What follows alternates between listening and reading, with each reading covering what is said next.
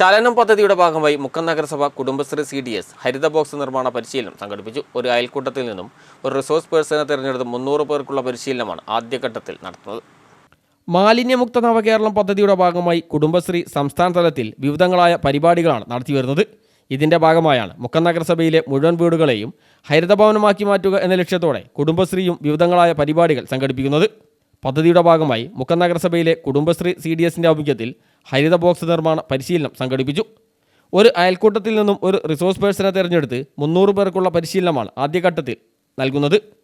Waste പേപ്പറുകളിൽ നിന്നും ഹരിത box, flower waste, pen box എന്നിവയും വേസ്റ്റ് തുണികളിൽ നിന്നും ചവിട്ടി, സഞ്ചി എന്നിവ നിർമ്മിക്കുന്നതിനുള്ള പരിശീലനവുമാണ് മുക്കം EMS ഓഡിറ്റോറിയത്തിൽ നടന്നത്. പരിശീലന പരിപാടിയിൽ CDS ചെയർപേഴ്സൺ CT രജിത അധ്യക്ഷയായി. KS അനിയൻകുഞ്ഞ്, C വിജയൻ തുടങ്ങിയവർ വിശദീകരണം നടത്തി.